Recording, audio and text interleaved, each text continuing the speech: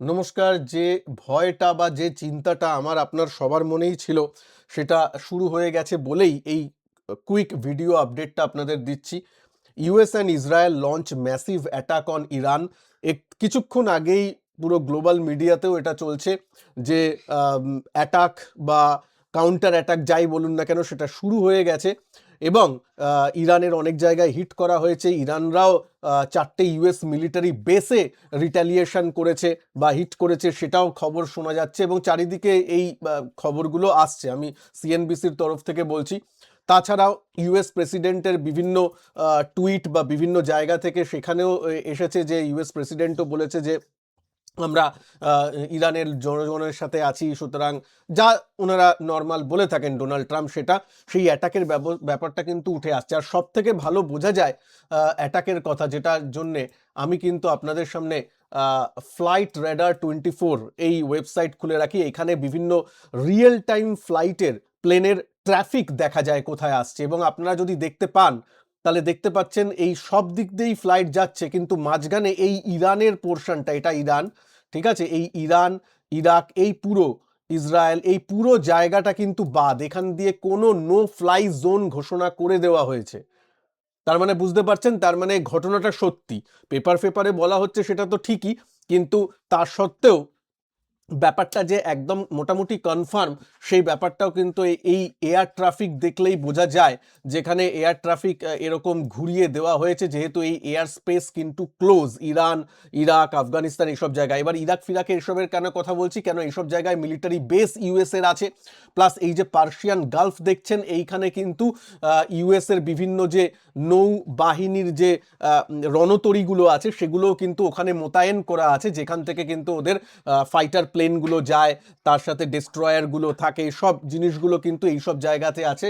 তাছাড়া সাবমেরিন তো থাকবেই, কিন্তু যে যাদেরকে বলা হয় ইউএস ডেস্ট্রয়ার বা ইউএস রণতরীগুলো কিন্তু এই এই গালফ অফ পার্সিয়ান গালফ এইসব জায়গায় কিন্তু মোতায়েন আছে, এবং যেখান থেকে অ্যাটাকগুলো হবে বলেই কিন্তু এই এয়ার স্পেসকে সম্পূর্ণ ক্লোজ করে দেওয়া হয়েছে। এবং লাইভ আপনাদের সামনে সেটা দেখাও যাচ্ছে যে এখান থেকে কোনো ট্রাফিক নেই। ইন্ডিয়াতে ট্রাফিক আছে, ইউরোপের এই দিকে দেখুন প্রচণ্ড এখন কনজেস্টেড ট্রাফিক চলছে, যেহেতু পুরো ডাইভার্ট করে দেওয়া হয়েছে পুরো ব্যাপারটাকে। সুতরাং এবার অবস্থাটা কি আমাদের ব্যাপার নিয়ে, একজন আমার আমার যে একটু আগেই যে ভিডিও আমি রিলিজ করেছিলাম সেখানে এসেছে যে ইরানের টেনশন নিয়ে কি হতে পারে, স্যার একটু বলুন। প্লাস পাকিস্তান আফগানিস্তানের ব্যাপারটা নিয়েও জিজ্ঞেস করেছে। দেখুন, পাকিস্তান আফগানিস্তান নিয়ে কিছু হবে না, কেন পাকিস্তান যদি মানে কি বলবো, এমনই গ্লোবাল ইকোনমিতে তার কোনো কন্ট্রিবিউশন নেই যার জন্যে তাদের কিছু হলে গ্লোবালি কোনো এফেক্ট পড়বে বা শেয়ার মার্কেটে এফেক্ট করবে। ওসব ছেড়ে দিন, ওদের কথা জিজ্ঞেস করেন কেন, আমার সেটাই অবাক হয়ে যাই। ওদের জন্য কোথাও এফেক্ট পড়বে না, কিন্তু হ্যাঁ, ইরানের ব্যাপারটা নিয়ে এফেক্ট পড়বে যদি এই দুদিনের মধ্যে, দেখুন ট্রাম্প পাক্কা ব্যবসায়ী লোক, সুতরাং ওরা চুজও করে এরকম টাইম, ঠিক আছে। আর মোদি, আমাদের প্রাইম মিনিস্টার মোদি এতদিন ইসরায়েলে ছিল, সুতরাং একজন বিদেশি যখন লিডার যখন আছে ইসরায়েলও, তখন অন্য দেশে গিয়ে হামলা করবে না, এটাও স্বাভাবিক ব্যাপার।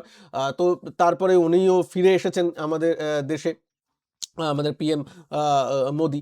তারপরে কিন্তু এই ব্যাপারগুলো দেখা যাচ্ছে, এবং যেটা আমি বলি যে পাক্কা বিজনেসম্যান হচ্ছে ডোনাল্ড ট্রাম্প, তাই জন্য বেছে বেছে এই উইকেন্ডটাই সিলেক্ট করেছে।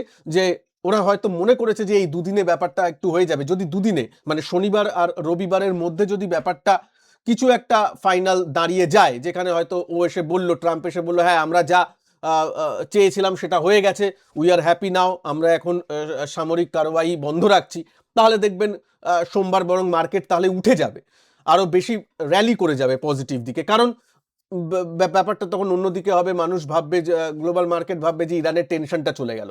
আর সেটা যদি না হয়, এই দুদিনে যদি না হয়, সাল্টে যদি না যায় ব্যাপারটা, যেটা একটু কঠিন, কারণ ইরান একটা বড় দেশ, ইরান ওই ভেনেজুয়েলার মতো নয়। দেখতেই পাচ্ছেন, সাইজেও দেখতে পাচ্ছেন, ঠিক আছে। এখন দেখতে পাচ্ছেন আরো ট্রাফিক বাড়ছে এর চারিদিক দিয়ে, যেখানে এইখানে যেহেতু ইরান ফিরানের মধ্যে উপর দিয়ে আর কোনো প্লেন চলছে না, এই পুরো আশেপাশে সিরিয়া, ইরাক সব, কুয়েত, ইভেন কুয়েতের উপর দিয়েও কোনো ফ্লাইট যাচ্ছে না, দেখতে পাচ্ছেন পুরো, এবং পার্সিয়ান গালফের এই দিকটাও যাচ্ছে না, পুরো জিনিসটা এখন ক্লোজ আছে। তাহলে এই যে ব্যাপারটা চলছে, সেখানে ইরান ছোট দেশ নয়, তার রিটালিয়েশনেরও যে ছোট হবে তা নয়। আহ, ব্যাপারটা যদি একটু মানে হাতের বাইরে বেরিয়ে যায়, সেক্ষেত্রে কিন্তু সোমবার অবশ্যই মার্কেটে একটু গ্লোবাল প্যানিক দেখা দেবে বই কি। হ্যাঁ, কিন্তু এই দুদিন একটা দিকে বাঁচোয়া যে 48 ঘন্টা সময় আছে, শনিবার এবং রবিবার দুটো দিন আমাদের হাতে আছে। দেখা যাক বাজারটা কি হয় বা এই ব্যাপারটা কি হয়। আমি আপনাদেরকে তো আপডেটেড রাখবোই, আর যদি আপডেটেড থাকতে চান প্লিজ ফ্রি অফ কস্টে এই চ্যানেলটাকে সাবস্ক্রাইব করে রাখুন। ভিডিওর নিচে দেখুন সাবস্ক্রিপশন বাটন আছে, সাবস্ক্রাইব বাটনটা প্রেস করে রাখুন। এই নিয়ে যে কোনো আপডেট আমি আপনাদের সামনে তুলে ধরবো। আমিও নজরে রাখছি, অবশ্যই আপনাদের জানাবো। তবে ওই বললাম, দুদিনে যদি কেস সাল্টে যায়, সব কিছু মোটামুটি ঠিক হয়ে যায়, একদম 100% না হলেও কিছুটা হয়ে যায়, তাহলে ঠিক আছে। যদি ব্যাপারটা আরও বাড়তে থাকে, তাহলে কিন্তু সোমবার মার্কেট নেগেটিভলি অবশ্যই রিয়্যাক্ট করতে পারে, সেই দিকেও নজর রাখতে হবে। দেখা যাক কি হয়। 48 ঘন্টা একটু চিন্তার। যারা স্পেশালি শেয়ার মার্কেটে নিয়ে একটু ভাবেন, চিন্তা করেন, আপনাদের মতামত কমেন্ট বক্সে অবশ্যই জানাবেন। ভালো থাকবেন সবাই, নমস্কার, জয় হিন্দ, বন্দে মাতরম।